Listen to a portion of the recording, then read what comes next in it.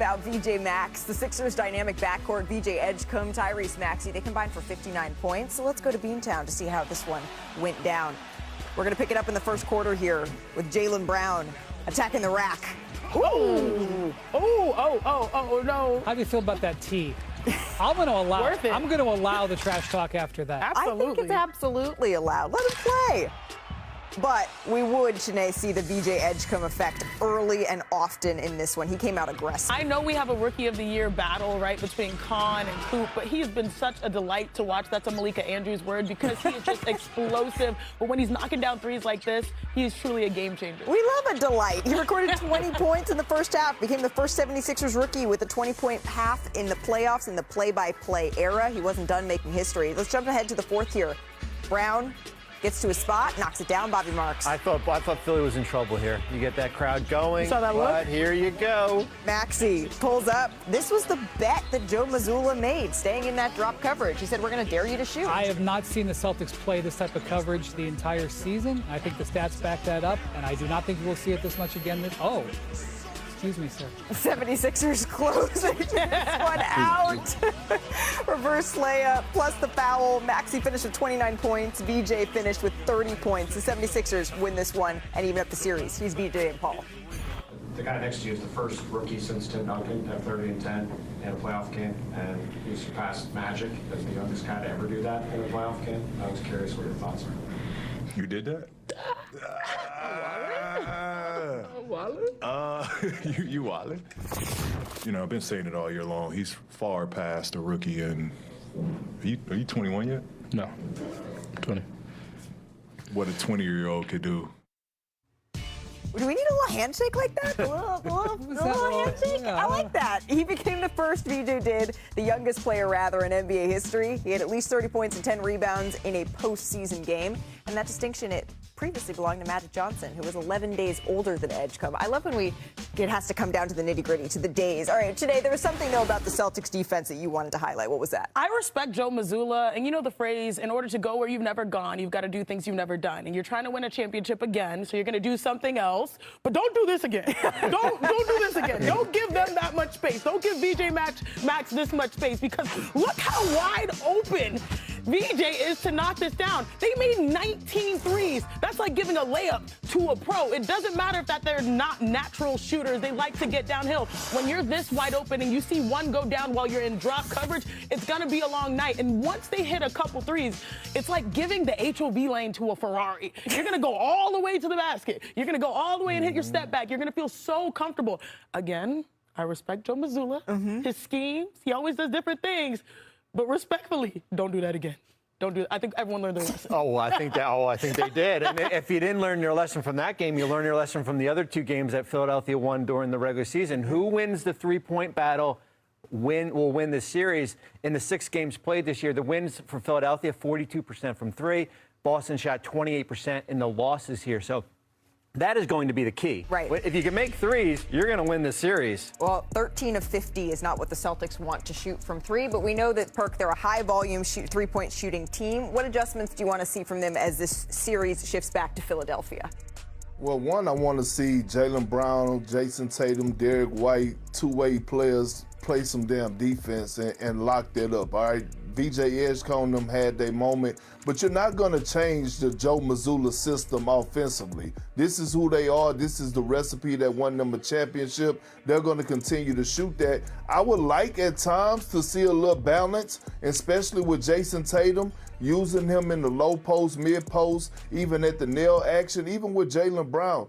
Put Tyrese Maxey in a lot of situations where he have to guard those bigger guards in certain areas where it create a mismatch, and, you know, get them an opportunity to probably put them, you know, get them in foul trouble or get them to the free throw line. Well, and then the question of Joel Embiid hangs over this entire series. Right now that it's even, does that give Joel a little bit more time? We know our Tim Bontemp said he's returned to some ramping up activities here. All right, that's what's happening in the All right, so let's just take a look at how things are shaken out in the Western Conference here. Of course, the Thunder, they lead the Suns 1-0. They're going to face the winner of the Rockets and the Lakers. The Lakers, of course, lead that series up 2-0.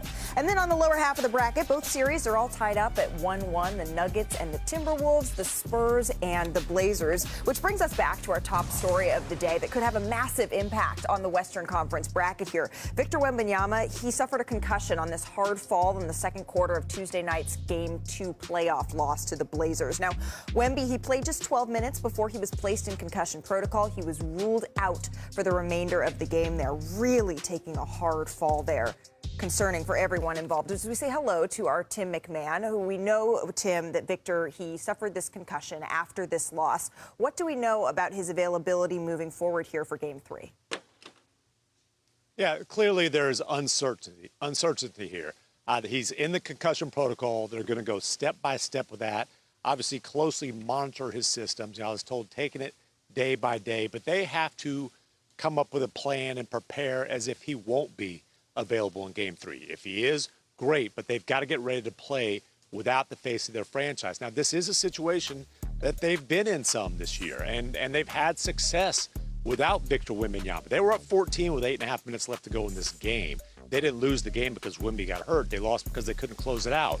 But 12-6 this season without Victor Wembanyama. That includes 2-1 against the Portland Trail Blazers during the regular season. De'Aaron Fox had big games in both of those wins without Wemby over the Blazers. And look, there's going to be a lot more on his shoulders, especially if this is another close game down the stretch. But don't know yet. It's too early to know whether it's possible for Victor Wembanyama to play in Game 3. But again, the Spurs, they've been here before in terms of not having to face their franchise. And, we will have to go forward without him for Game 3. Yeah, certainly they have a lot of experience playing without Victor Wembanyama, but you'd have to think, Tim, that if the Spurs are going to get to where you're standing right now, which is playing Oklahoma City, which is a matchup we're all looking forward to, they're going to need their full complement of players, including at some point Victor Wembanyama. So we certainly hope he gets better soon. Thank you so much for that insight. The good news, though, for San Antonio, depth is not a weakness, right, for this team. They had 7 different players average 10 points a game. That's tied for the most in NBA history. And Keldon Johnson, he was one of those 7, and he appeared in all 82 games off the bench. Our very own Michael C. Wright caught up with Keldon Johnson on his ranch. Yes, I said that, Chanae. We got to get down to Texas. The NBA playoffs. We're also, though, a little over 2 weeks away from the start of the WNBA season. Training camps, they're in full swing, and the Indiana Fever.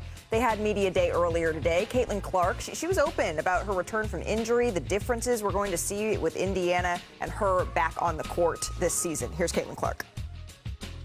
Yeah, I think a little bit of off-the-ball stuff. I think mostly on dead balls. I think I'm the best transition player in the league. That's where I thrive. Everybody knows that's my game. So, getting the ball off of rebound or in transition, that's probably when I'm going to be the primary ball handler more than anything. And then getting off the ball a little bit and catching your breath. It is exhausting bringing the ball up 94 feet versus pressure every single time. So we certainly need to find somebody that can handle the ball a little bit and give me a little bit of a break. And I think Raven and Ty and even other people through camp, Tori's done a great job. I think there's a lot of different things that can give us a lot of different looks and just makes us harder to guard more than anything. I'm just glad to see her back and healthy, right? Yes. We didn't get a full healthy season. And they look here at the 2026 W season schedule for the games on ABC. Keep in mind the doubleheader on opening weekend. It's also going to be available on Disney+. And ABC is going to have 2 more doubleheaders in the first half of the season.